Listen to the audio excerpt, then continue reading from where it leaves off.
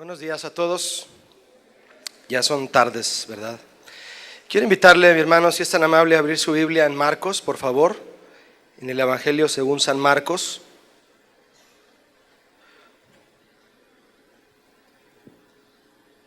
Capítulo 3.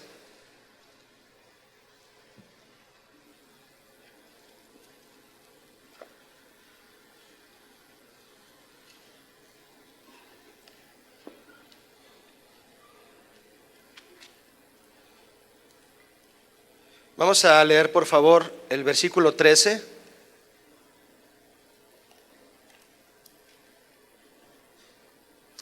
¿Lo tienen todos? Marcos 3:13. Dice así: después subió al monte. Se refiere a Jesús, ¿verdad? Y llamó así a los que él quiso, y vinieron a él, y estableció a 12 para que estuviesen con él, y para enviarlos a predicar, y que tuviesen autoridad para sanar enfermedades y para echar fuera demonios. En las enseñanzas que hemos estado recibiendo estas últimas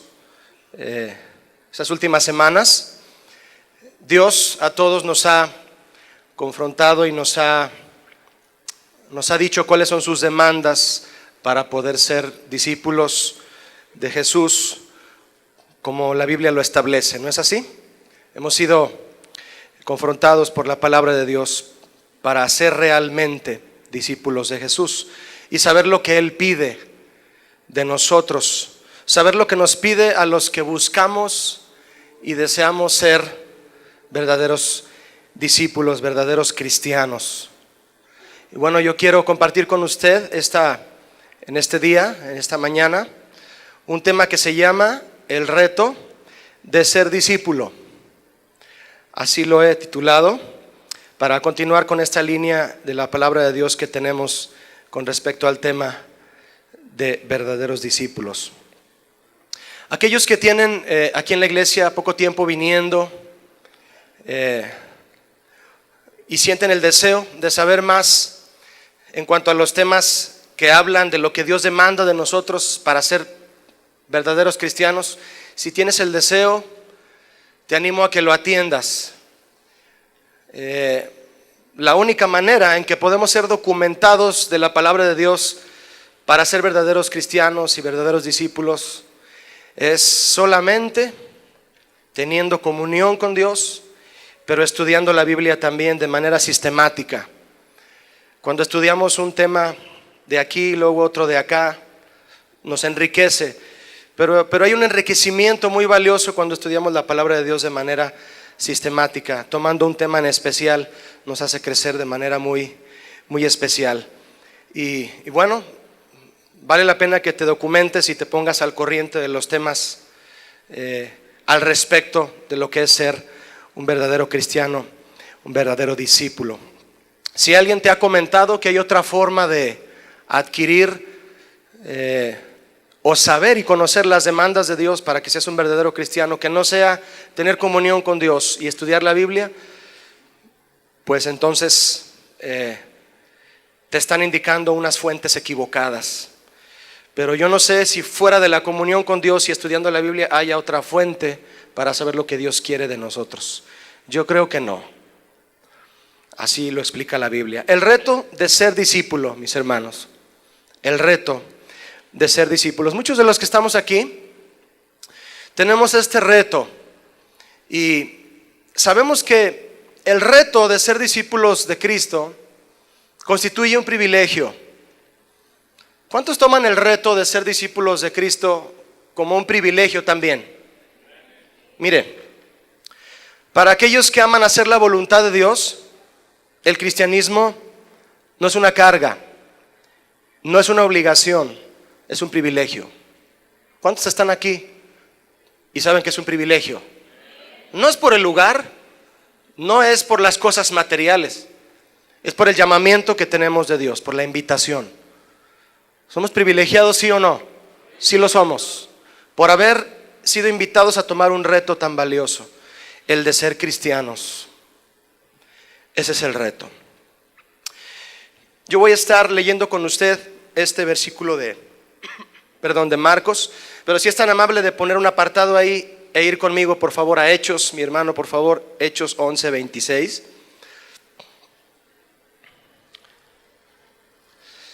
Que le voy a leer en voz alta, usted me sigue con su lectura. Dice Hechos 11:26.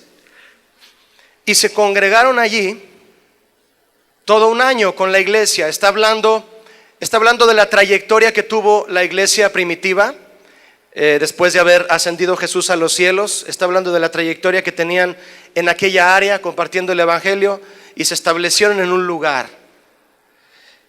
Y ahí se estableció la primera iglesia.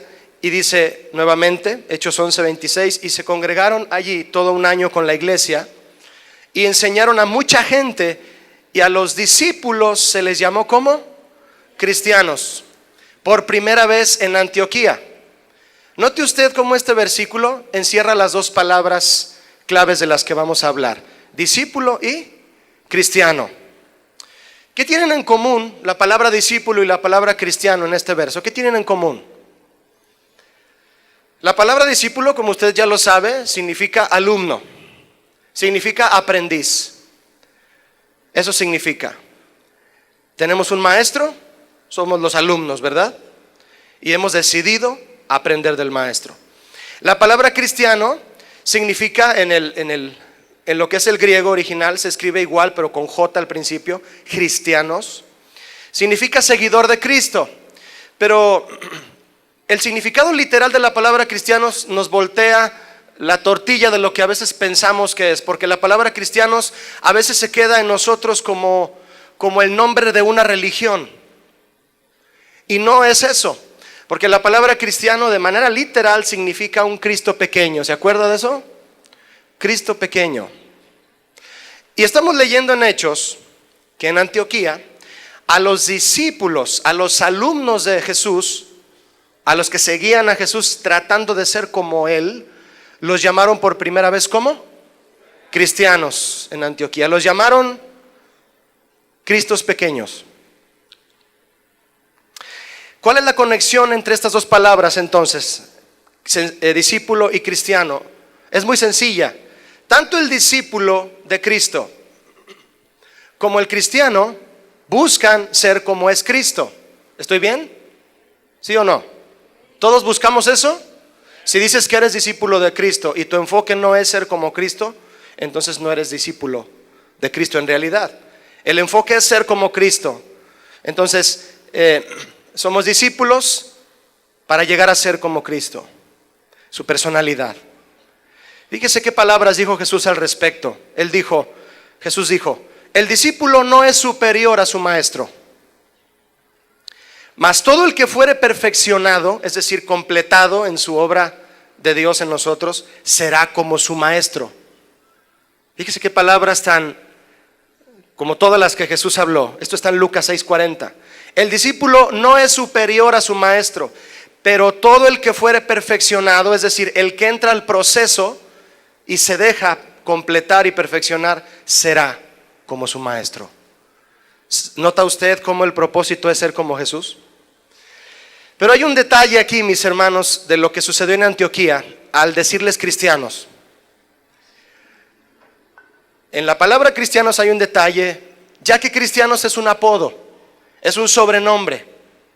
Déjeme decirle que en Antioquía, para hacer alusión al comportamiento que veían en los discípulos de Jesús, les apodaron cristianos. Y también déjeme agregar a esto que decirles cristianos era a manera de burla. ¿Lo sabía? Era para burlarse. Mira, ahí van los cristianos, burlándose porque los veían que se comportaban igual de aquel que se burlaron antes de matarlo, ¿verdad? Se burlaban de Cristo, se burlan de los que siguen a Cristo y les decían, ustedes son Cristos pequeños.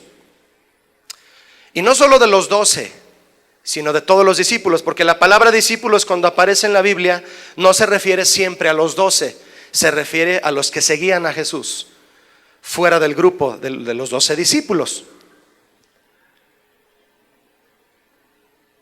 Fíjese que al estar pensando yo en que esto era un apodo, le voy a poner un ejemplo. El apodo era conforme a lo que veían que hacían. Si usted me dice, Julio, yo tengo un amigo que le dicen el chimuelo, yo ya sé por qué le dicen el chimuelo, ¿no? Es obvio.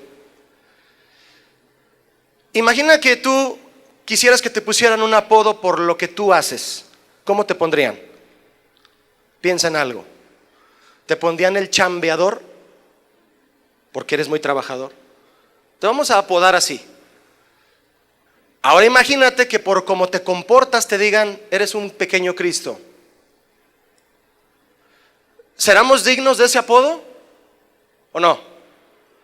¿Te has fijado cuando vas a pedir un trabajo y llenas una solicitud de trabajo y algunas solicitudes de trabajo dice religión, ¿verdad? A algunos patrones les interesa eso. Religión. Y tú pones, soy un Cristo pequeñito. Te estás comprometiendo, ¿no? A que te vean a ver si es cierto que eres como Cristo. La pregunta es, ¿somos dignos de llevar ese apodo? Quiero invitarle a que piense en esto. Piénselo. Fíjese usted. Antes, al ver que los cristianos se comportaban igual que Jesucristo, se burlaban de ellos. Bendita burla, ¿verdad? Hoy se burlan de muchos cristianos al oírlos decir que son como Cristo y ver que no lo son. Oye, la burla es por otra razón. Bendita burla aquella. La falta de compromiso con Dios degrada estos dos términos. Que yo diga que soy discípulo y cristiano, eso yo lo degrado cuando no tengo una actitud de compromiso. Esas dos palabras, discípulo y cristiano. Le quiero hacer una pregunta. Piénsela, por favor. ¿Sabía usted, le puedo hablar de tú? Muy bien. ¿Sabías que el hecho de que tú seas cristiano o llegues a serlo de verdad, o llegaras a serlo de verdad, no es algo que tú elegiste ser? ¿Sabían eso? Te lo repito. ¿Sabías que el hecho de ser cristiano o llegaras a serlo alguna vez de verdad, no es algo que tú elegiste ser? Mire, mi hermano, muchos que dicen ser cristianos creen que lo son porque ellos escogieron serlo. Otros dicen que lo son porque ellos se decidieron por Jesucristo. ¿Ha oído esa frase, encontré a Jesús? ¿Cuándo ha visto usted que el jitomate le dice a la señora en el mercado, llévame, llévame? ¿Ha oído un jitomate hablarle a la señora? Señoras, hermanas, cuando van a escoger la verdura les habla y les dice, llévame a mí. No. El jitomate no le habla a la señora. La señora escoge el jitomate. Y otros dicen que se decidieron por Jesucristo. Jesucristo se decidió por mí. ¿Sí o no? Otros han llegado a pensar que Jesucristo es privilegiado al tenerlos en la iglesia. Vamos a poner alfombras rojas aquí, en lugar de color gris. Otros creen que pueden ser y dejar de ser cristianos cuando ellos quieran. Eso se nota en la actitud. Tú decides ser cristiano hoy y mañana no. Eso no está bien. Eso es un pensamiento erróneo. Tú que eres cristiano, ¿cuántos han invitado a alguien a la iglesia para que escuche el mensaje de Dios? Eso es muy bueno. Si tú lo has hecho, te animo a que lo sigas haciendo constantemente, a tus vecinos, a tus familiares. Oye, vamos a la iglesia, insísteles en que hay algo de Dios para ellos. Eso es muy bueno. Pero no sé si lo has notado, cuando traemos a alguien a la iglesia o a un evento cristiano o les hablamos del evangelio, hemos adquirido una forma muy peculiar, una costumbre muy peculiar de presentarles a Cristo y de anunciar el evangelio. A veces usamos un folleto o en la plática con la gente les empezamos a hablar del evangelio, ¿verdad? Eso es muy bueno. A lo que quiero hacer énfasis es a la forma que hemos adquirido de presentarles a Jesús. Y les decimos, ya cuando le hablaste de Jesús le dices, ¿quieres aceptar a Cristo en tu corazón? ¿Cuántos lo han hecho? ¿Quieres aceptar a Cristo en tu corazón? Y la persona te dice, sí, ¿por qué no?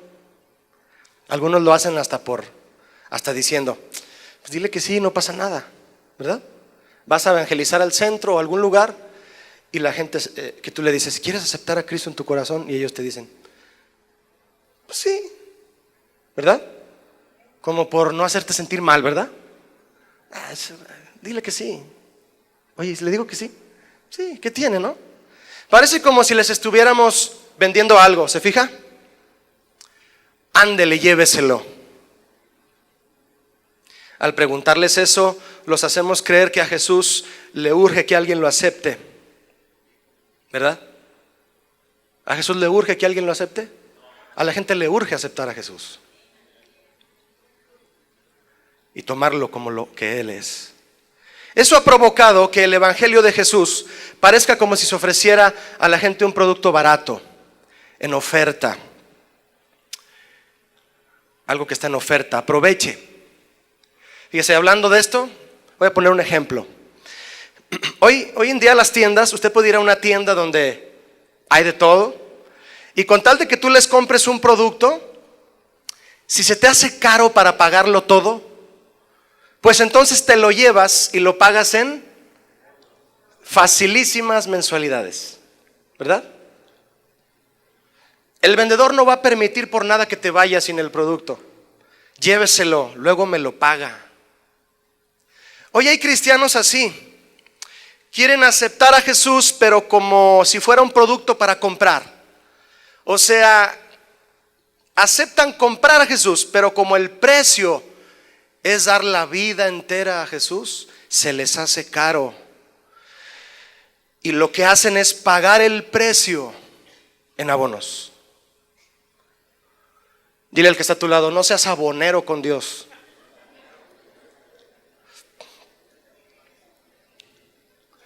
Todo eso que Él te pide que le des, las áreas de tu vida, tu noviazgo,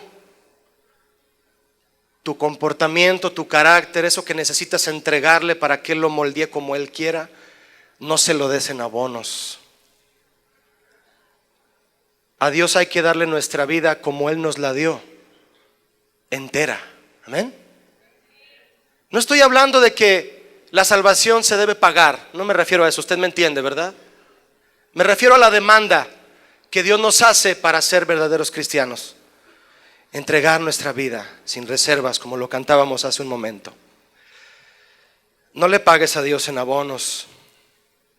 Hay tiendas hoy, yo me he fijado, no sé usted, hay tiendas en las que como sus productos tienen mucha demanda por la gente, se dan el lujo de escoger a quién le venden, a quién no, ¿verdad? Yo tengo un amigo que le gustaba mucho una marca específica de automóviles y fue a esa agencia y dijo, yo quiero un carro de esa marca. Y fue a la agencia, llenó la solicitud de crédito, lo investigaron, le respondieron en unos momentos y le dijeron, usted no puede comprar un carro con nosotros, no podemos darle crédito.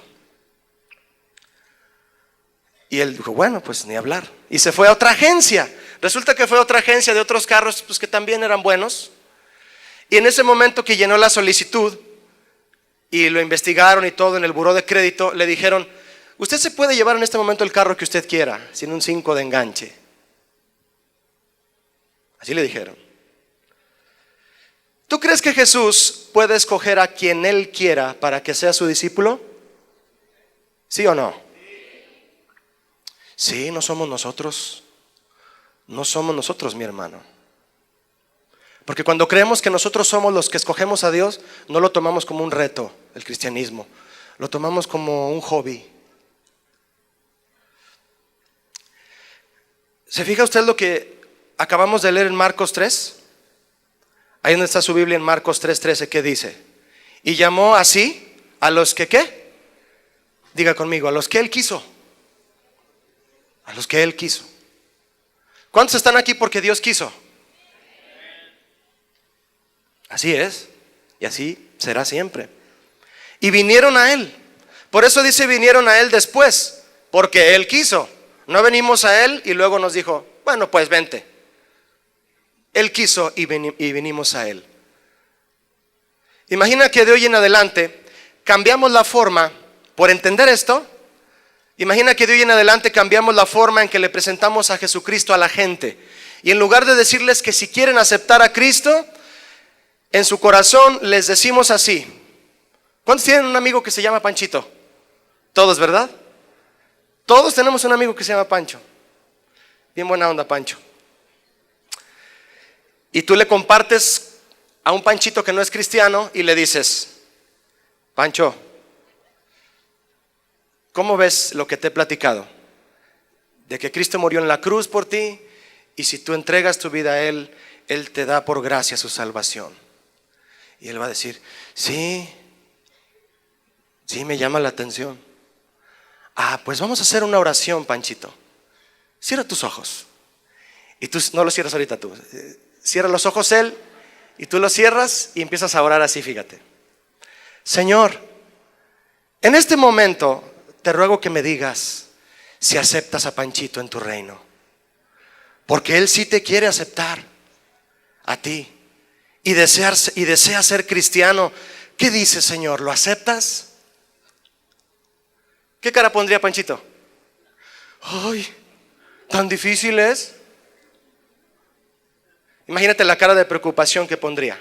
Ya no vas a llegar con la persona a decirle: acepta a Cristo, órale, ¿verdad? Ahora vas a decirle, hay un reto para ti, ¿lo tomas o no? No estoy diciendo, porque si Dios no lo acepta, obviamente Panchito se perderá y no irá al cielo con Dios, ¿verdad? ¿Cierto? Sí. ¿Dios es soberano o no? Estamos hablando de un Dios que hace lo que quiere, pero es lleno de amor y de gracia. No estoy diciendo que Dios es selectivo cuando hay gente que quiere seguirle de verdad. Si Él no quiere, pues no los va a escoger y se pierden. Dios es soberano, pero tiene amor y gracia salvadora para nosotros. Inclusive la Biblia dice que el Señor quiere que ninguno perezca, ¿verdad?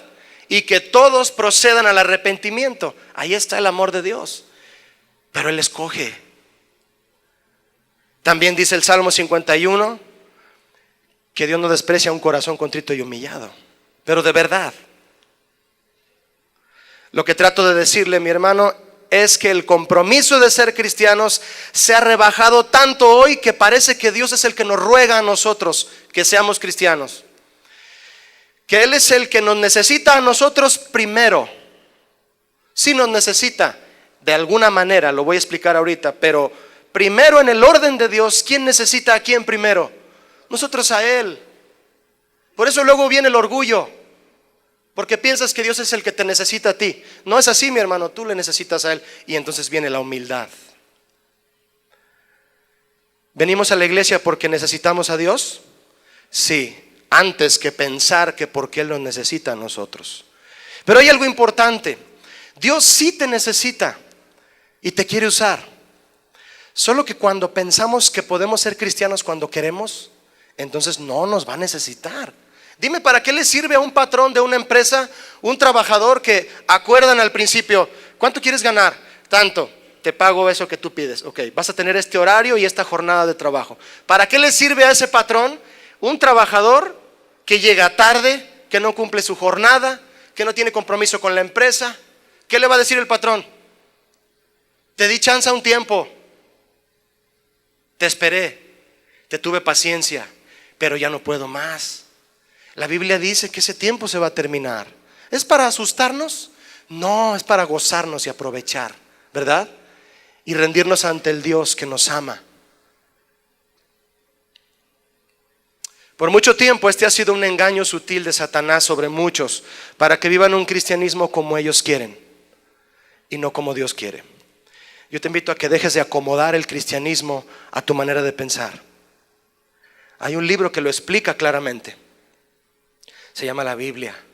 El cristianismo es lo que está definido en la Biblia, y el cristianismo, la personificación del cristianismo es Jesucristo mismo. No es la manera de pensar de un hombre. La forma en que los hombres de la Biblia hablaban a Dios, a la gente, lo hacían de una forma muy distinta que hoy nosotros lo hacemos, y provocaban otra reacción en la gente de aquel tiempo.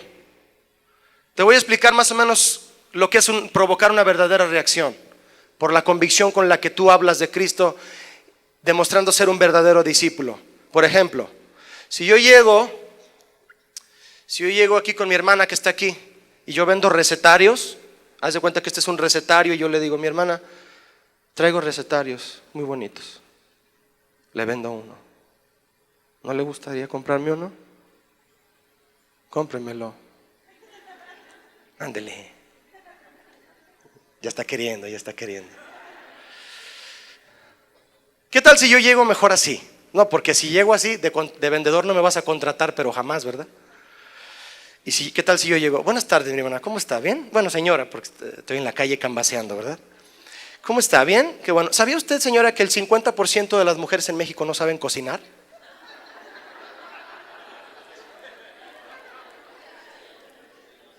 Y si usted me compra este recetario, usted va a satisfacer a su esposo y a su familia en todos los platillos mexicanos que este recetario tiene.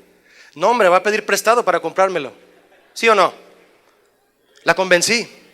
Hay una reacción diferente en cómo nos comportamos y presentamos lo que tenemos, ¿sí o no? Se nota cuando tenemos algo que vale. ¿Recuerdas cómo llegaba Juan el Bautista a predicar el evangelio? Él no llegaba a rogarle a la gente. Él llegaba y decía: arrepiéntanse y conviértanse, porque el reino de los cielos, ¿qué? Está cerca. Y por andar hablando así, de directo, le cortaron la cabeza, ¿verdad? Pero su convicción no se la cortaron. Pedro hacía lo mismo. Después de haber sido un inmaduro, ya hacía lo mismo. Pablo también. Esteban, ¿han leído la vida de Esteban? Ese pedacito que está de Esteban en Hechos es inspirador, mi hermano. Lea la vida de Esteban. Enfrente de un concilio totalmente duro y negativo a la palabra de Dios, él dio un sermón lleno de sabiduría y no pudieron resistirlo, ni siquiera sabían qué contestarle. Y con amor, pero con autoridad también, les dijo lo que Cristo era para él y lo tanto que ellos lo necesitaban. Y lo apedrearon enfrente de Pablo. Así era Esteban, así era Pablo también. Provocaban otra reacción. Le hacían sentir a la gente, al hablar del cristianismo, que el cristianismo era un reto, no un producto barato para comprar. ¿Está de acuerdo? Era un reto. Estamos viviendo usted y yo un reto, mi hermano. No esté pensando que usted viene aquí por costumbre o hobby. No permita nunca esa idea. Guarde constantemente esa idea que le trajo a usted hoy aquí. Yo vengo aquí porque amo a Jesús y le quiero seguir. Amén.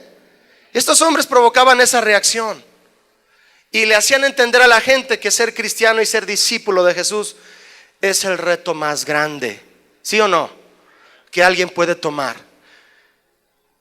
El valor de una carrera se lo da el premio.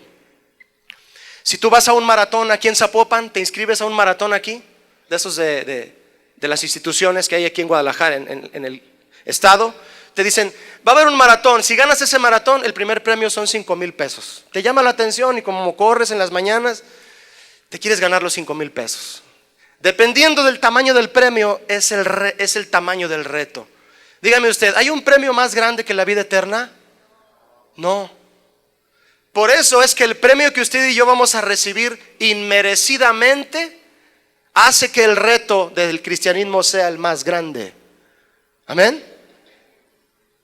Lo que usted está viviendo, mi hermano, es el reto más grande. Es ser discípulo de Jesús. Al principio le dije que el hecho de que usted sea cristiano o llegue a serlo de verdad no es algo que usted eligió ser. Vamos a leerlo para ver por qué. La oportunidad de que seamos cristianos y discípulos de Jesús es el mismo Jesús quien nos da la oportunidad. Amén. Él es el que nos abrió la puerta y nos dijo: te invito a que seas mi discípulo. Vaya conmigo, si es tan amable, a Juan, por favor, a Juan 15, sin perder Marcos, si tiene algún separador ahí. Juan 15, 16.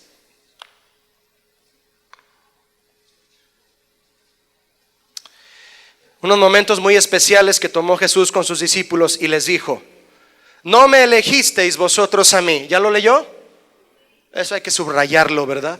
No me elegisteis vosotros a mí, sino que yo os elegí a vosotros. ¿Está claro eso? Clarísimo, ¿verdad? Y yo os he puesto para que vayáis y llevéis fruto y vuestro fruto permanezca. ¿Cuánto le dan gracias a Dios que tienen el honor de haber sido escogidos? Todos los que estamos aquí, ¿verdad? Y si vienes por primera vez, bienvenido. Queremos que tomes el reto de seguir a Jesús, como dice la Biblia. Vuelva conmigo, por favor, a Marcos 3. Y leamos una vez más el verso 13. Dice, después subió al monte y llamó así a los que él quiso, otra vez, y vinieron a él. Hay una definición muy especial en la palabra quiso aquí. La palabra quiso, quiere, lo que dijo Marcos aquí de Jesús, significa determinar. Jesucristo determinó quiénes iban a ser sus discípulos. Él decidió quiénes iban a ser. Los prefirió, Él deseó. Y mire, hay un significado muy especial en el diccionario que dice que cuando Jesús quiso, se refiere a que Él tuvo una inclinación con alegría. ¿Sabías que cuando Jesús te estaba escogiendo, estaba sonriendo? Porque tiene fe en ti de que puedes llegar a ser un buen cristiano. ¿Sabías que Jesús tiene fe en ti? No hay que decepcionarlo, ¿verdad? No hay que quitarle la sonrisa a Jesús, porque se inclinó hacia nosotros con alegría. Dice la definición de que quiso escogernos. Le dio gusto escogerte. Esto me hace pensar que Jesús nos escogió con entusiasmo.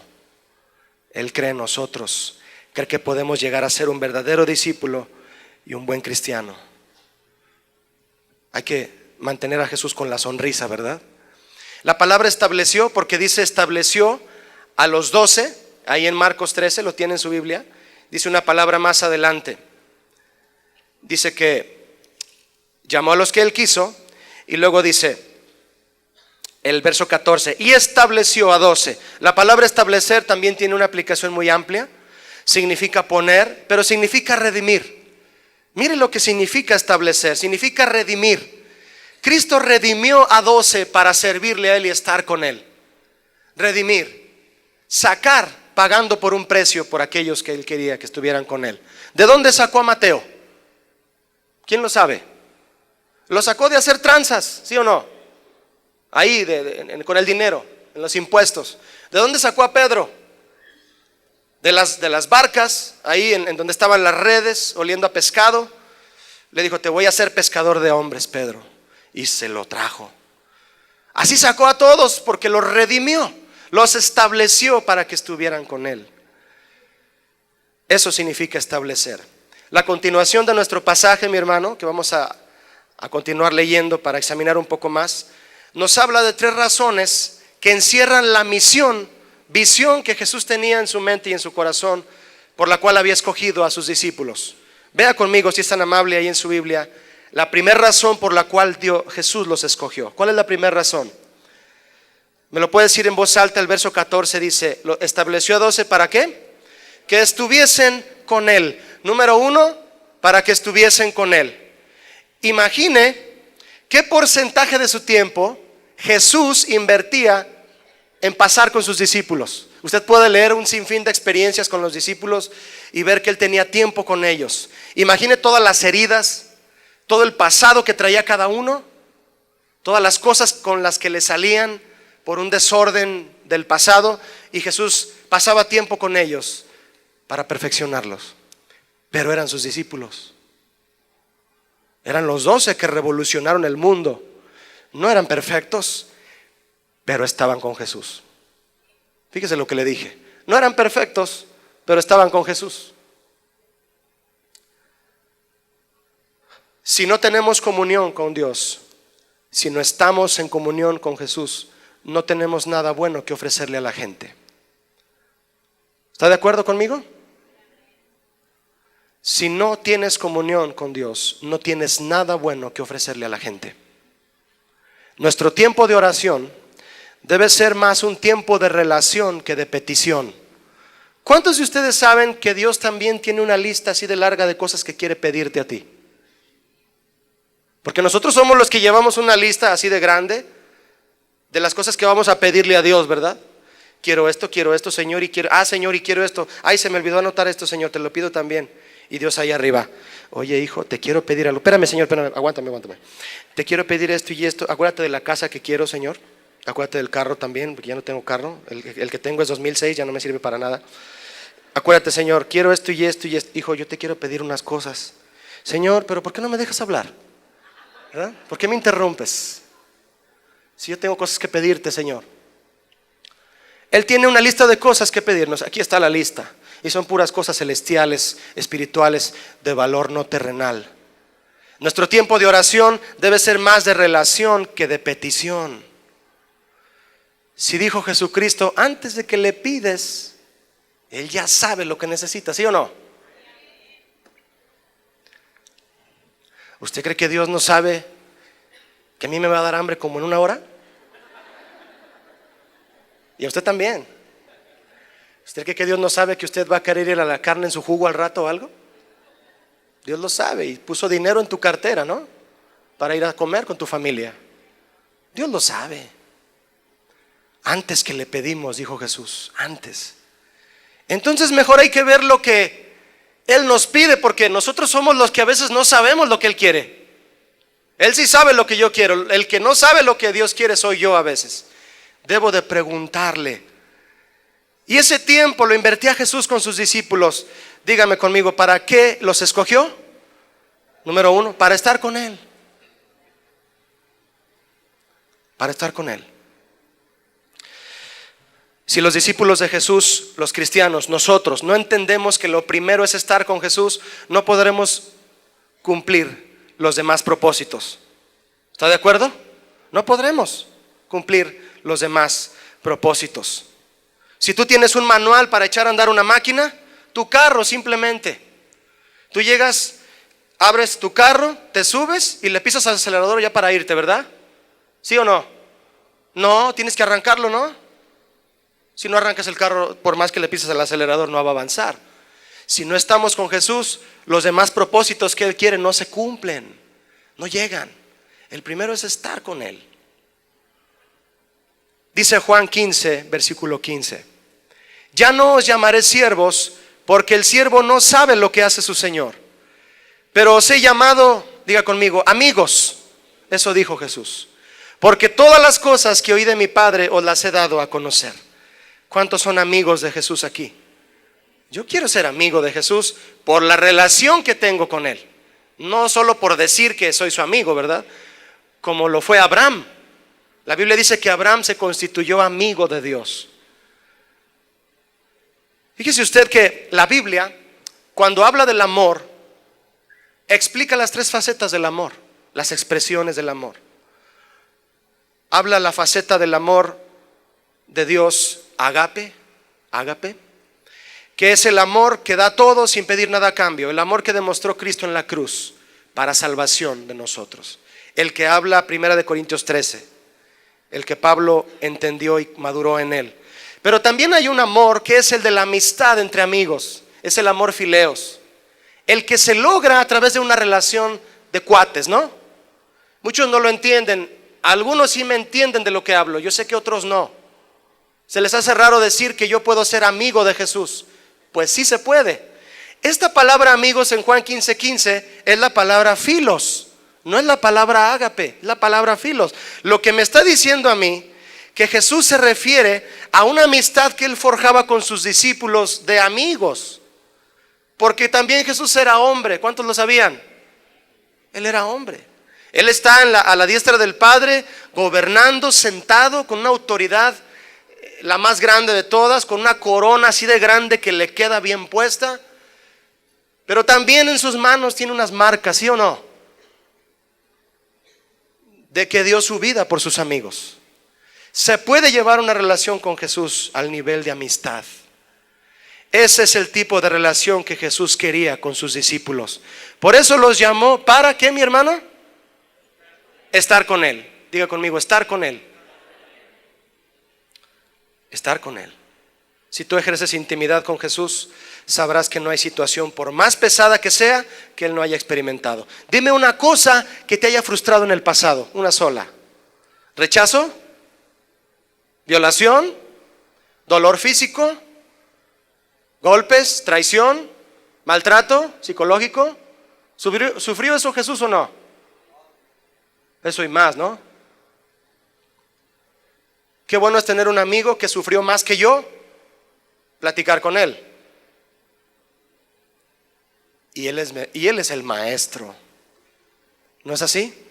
Estar con él, la primera razón por la cual Jesús los llamó. Cuando leemos los pasajes en los que Jesús hablaba con sus discípulos, nos damos cuenta que él invirtió mucho tiempo en ministrar sus vidas y su corazón. Por eso maduraron. Pedro, después de negar a Jesús, maduró. Fue otro, ya no fue el mismo. Maduró y cambió y dio su vida por el Evangelio y por Jesucristo. La lucha de Pedro fue que la gente le decía: tú hablas igual que él, te pareces a Jesús, Pedro, eres igualito que él. Y él lo negó, ¿verdad? Era su lucha, negar que no se comportaba como él. Bendita lucha.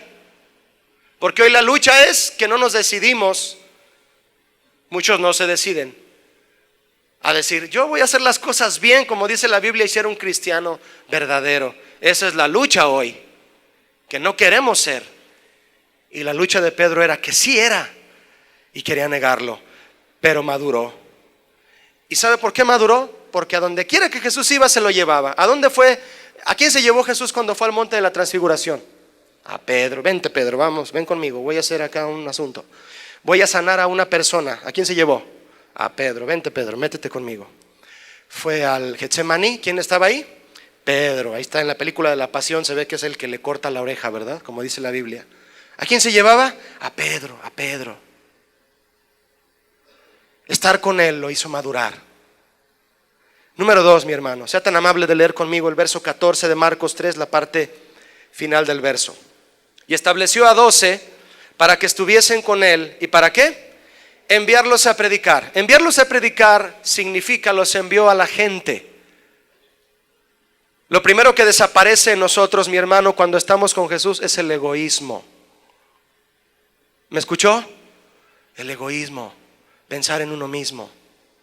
Jesús quería que después de estar con él se alimentaran de su personalidad para poder tener compasión por la gente. Se pierde el egoísmo. Jesús les dijo: este es mi mandamiento, que os améis unos a otros como yo os he amado. Nadie tiene mayor amor que este, que uno ponga su vida ¿por quién? Por sus amigos. Cero egoísmo en Jesús. Entrega total. Todas esas doctrinas, mi hermano, que hemos estado aprendiendo del daño que le hacen a la iglesia mundial hoy en día, no producen otra cosa más que egoísmo. Viene un motivador a la plataforma a decirle a la gente que le reclames a Dios por las cosas terrenales que te corresponden, tu casa, tu carro, ¿verdad? Ya lo hemos oído eso. Y se va a la iglesia, a su casa, cada uno pensando en lo que uno quiere, pero no en lo que los demás necesitan. ¿Se ha fijado? ¿Qué producen esas enseñanzas falsas de la prosperidad? Egoísmo. No andes mandando dinero a enlace. No andes mandando dinero. Porque lo que están rascando es tu egoísmo. ¿Quieres algo? Siembra. ¿Para qué siembras? Para que tú recibas. ¿De dónde sacaron eso? Producen egoísmo. Eso no está en la Biblia. Jesús veía a las multitudes y tenía compasión de ellas porque eran como ovejas que no tenían ¿qué? Hoy también faltan pastores, ¿verdad? Hay motivadores, hay gente que convence porque tienen mucha labia, mucho coco, mucho cerebro, y convencen a la gente, pero no hay pastores que guíen a la gente conforme a la palabra de Dios. Yo creo que Jesús también tiene compasión hoy por la iglesia mundial que no tienen pastor. Que Dios nos siga guiando y pastoreando, amén. Mientras que el enfoque y el mandamiento de Cristo es ir y predicar el evangelio y hacer discípulos, hacer alumnos a la gente del Maestro Jesús, a todas las naciones, y bautizándolos y que guarden la doctrina, la iglesia sigue siendo invadida por la idea de buscar lo terrenal.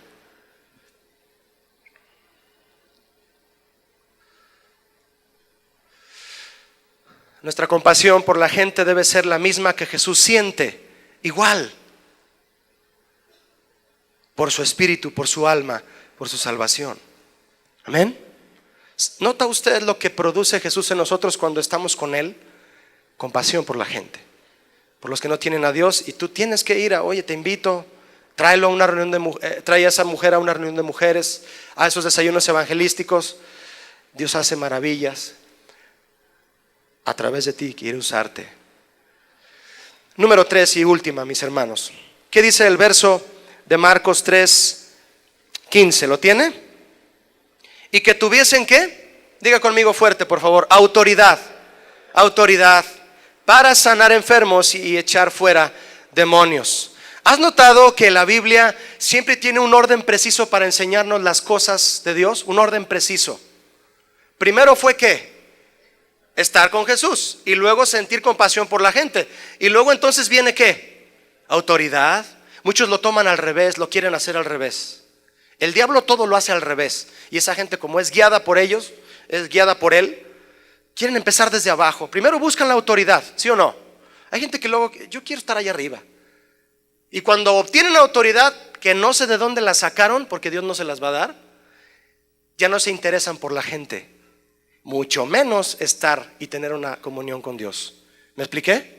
Empezar desde abajo no te lleva a cumplir los propósitos de Dios. El primero es estar con Jesús, te lo voy a estar mencionando hasta que nos vayamos, hasta las 4 que nos vayamos, te lo voy a estar mencionando, es estar con Jesús. El segundo es predicar el evangelio, que simboliza tener compasión por la gente, y entonces tendrás autoridad. El egoísmo y la autoridad no se llevan. No se llevan. Eso produce autoritarismo. Y a veces eso se ejerce en los hogares, ¿sabías? La autoridad que Dios nos da para ejercerla sabiamente en el hogar, por ser egoístas, nos hace tornarla en autoritarismo. Primero es estar con Jesús y luego amar a la gente para poder recibir autoridad. Por eso surge el abuso de autoridad, por romper el orden de Jesús al enseñar las cosas de la Biblia. Yo estuve leyendo este pasaje comparándolo en Lucas y en Mateo, pero no está escrito igual. Entonces yo veo y me imagino al discípulo Marcos, y yo digo, Marcos fue sensible a lo que Jesús quería primero. Y mira qué poético y qué certero lo escribió Marcos aquí en el Evangelio, decir que lo primero que Jesús quería era estar con ellos, estar con ellos. Porque si no es así, viene el abuso de autoridad. Le quiero preguntar algo, hermano, ¿para qué es la autoridad? Le voy a decir una definición un poco casera. La autoridad es para cambiar una situación que está mal a que vaya bien, ¿sí o no? ¿Sí o no? Tú le otorgaste la autoridad a un hombre con tu voto. A través de esa autoridad que él tiene la responsabilidad de cambiar las cosas que van mal para bien. Para eso es la autoridad. Porque si no se cambian de mal a bien, y si se cambian de mal a peor, es autoritarismo también. Dios va a tener enfrente de él a todos, a cuentas, a todos aquellos gobernantes y directores en el mundo que teniendo autoridad la usaron para empeorar la situación y no para mejorarla. Para eso es autoridad. Quien ha estado con Jesús sabe que la autoridad se ejerce para cambiar situaciones de mal a bien, pero primero en uno mismo. ¿Cuántos saben eso? Diga conmigo así: aquí se ejerce la autoridad primero. Mis hermanos, muchos no tienen ni siquiera autoridad sobre su dedo gordo para apagar la televisión y dejar de ver cosas obscenas. Se les va el dedo. ¿Verdad? No hay autoridad ahí. ¿Cómo vamos a ejercer autoridad sobre otras cosas si no la ejercemos aquí? Jesús les dijo, les voy a dar autoridad porque va a haber señales que los van a seguir. Va a venir gente enferma, va a venir gente endemoniada, y ustedes van a tener la autoridad para echar fuera demonios. No anden correteando demonios, Las señales, dice la Biblia, los van a seguir a ustedes, ¿de acuerdo? Y si llegan, echen fuera el demonio, pero sigan compartiendo el evangelio. Yo me pregunto, ¿por qué voy a andar echando fuera un demonio si no tengo autoridad sobre el dominio propio?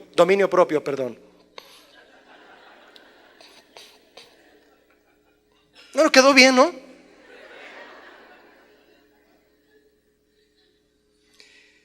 ¿Para qué le voy a demostrar mi autoridad a un demonio allá? Si acá no hay en el demonio propio. Dominio propio. La autoridad se ejerce para tener dominio propio, ¿sí o no? Estando con Jesús, te humillas, no hay de otra. Sientes amor por la gente que no conoce a Dios y los invitas o les hablas. Cualquier oportunidad vas a aprovechar para, oye, ¿sabes que Dios tiene un plan para ti? Y sale porque amas a la gente. Y como eres responsable en eso, recibes autoridad. La autoridad no llega si no hay responsabilidad, ¿verdad que no? Yo no sé cómo se le puede llamar a eso que le dicen autoridad en una persona si no es antes responsable. Algunos no tienen autoridad ni siquiera sobre sus miembros. La lengua, dice Santiago, es como un fuego que enciende ¿qué? Un bosque. ¿Quieres ejercer autoridad? Quédate callado. Eso es autoridad, quedarse callado. ¿Recuerda a Jesucristo? ¿Cómo demostró su autoridad? Él ya había dicho todo lo que iba a hacer. ¿Para qué hablaba de más? Mejor me quedo callado. Me van a sacrificar como cordero llevado al matadero. Y Dios le dio un nombre que es sobre todo nombre y sobre toda autoridad, por quedarse calladito. Porque la lengua es un miembro sobre el cual tenemos que tener autoridad. ¿Amén? Mis hermanos, ¿recuerda el orden o no lo recuerda? Estar con Jesús, ¿sí o no? No empiece desde abajo. No busque autoridad. La autoridad no se busca en ningún lugar.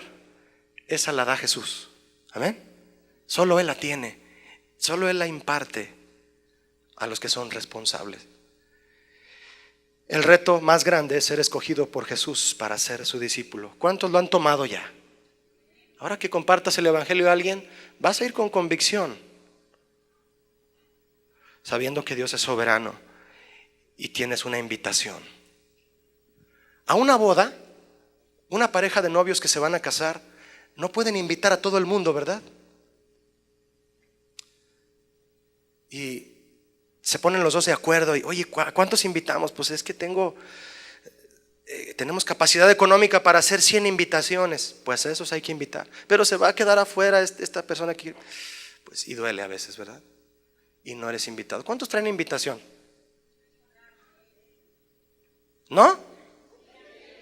¿Va a haber una boda? ¿No sabía? Pues ni enterado está usted, hermano. Se llaman las bodas del Cordero, para que usted lo sepa. ¿Cuántos traen invitación? No se la dé a nadie. Oye, me invitaron a una boda, pero yo no quiero ir. ¿No quieres los boletos? Y llegan un montón de gente que jamás invitaron, pero cumplen la cantidad de los 100 invitados, ¿verdad? Y los novios dicen, bueno, pues vinieron 100 de todos modos. En estas bodas no es así. Si tienes la invitación, hay que guardarla, ¿no? ¿A cuántos les gusta que los inviten? A mí me gusta que lleguen, Julio, te quiero invitar a mi boda. Y al que está allá no lo invitaron, pero a mí sí. Si te invitaron, no pierdas la invitación, porque es un privilegio. Para terminar, mis hermanos, por favor, abra su Biblia. Vamos a leer juntos para terminar Hebreos 12, por favor. No se vaya sin antes leer juntos este pasaje y oramos para que el Señor selle esta palabra en nosotros. Hebreos 12. ¿Lo tiene?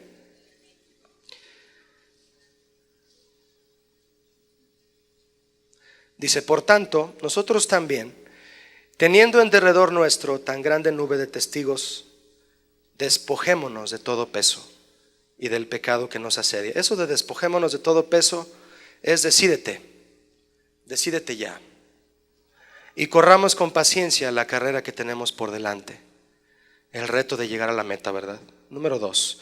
Puestos los ojos en Jesús, el autor y consumador de la fe, el cual por el gozo puesto delante de él, sufrió la cruz, menospreciando el oprobio, y se sentó a la diestra del trono de Dios. Ese es nuestro maestro, mi hermano. ¿Cuántos son alumnos de este maestro? Verso 3. Considerad a aquel que sufrió tal contradicción de pecadores contra sí mismo, para que vuestro ánimo no se canse hasta desmayar, porque aún no habéis resistido hasta la sangre combatiendo contra el pecado, y habéis ya olvidado la exhortación que como a hijos se os dirige, diciendo: hijo mío, no menosprecies la disciplina del Señor. La disciplina es para los discípulos, ¿verdad? Viene del mismo vocablo. Ni desmayes cuando eres reprendido por Él, porque el Señor al que ama disciplina y azota a todo aquel que tiene por hijo. Si soportáis la disciplina, Dios os trata como a hijos, porque ¿qué hijo es aquel a quien el Padre no disciplina? Pero si se os deja sin disciplina, de la cual todos han sido participantes, entonces sois bastardos y no hijos. Pero somos hijos, amén. Cierra tus ojos, por favor, y haz una oración personal.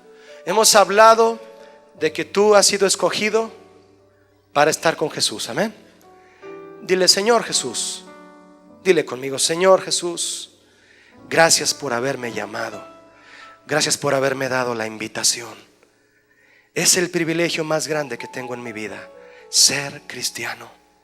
Señor, gracias por llamarme a intimar contigo, para poder deshacerme, Señor, de este egoísmo, dejar de pensar en mí y ver lo que los demás necesitan, los que no te tienen, Señor, porque yo te tengo, porque tú me escogiste.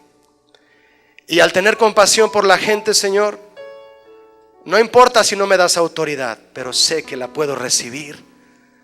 No la voy a buscar, y si la obtengo la voy a usar con sabiduría para bendecir a aquellos que necesitan, Señor, para mejorar las cosas. Levanta tus manos y dile: Señor, quiero ser tu discípulo. Tomo el reto en este día, porque ser tu discípulo es el reto más grande. Ser cristiano es el más grande llamamiento que existe. Ser como mi maestro, como el maestro Jesús. En el nombre de Cristo Jesús. Amén. Dios les bendiga, mis hermanos. Que tengan buen día.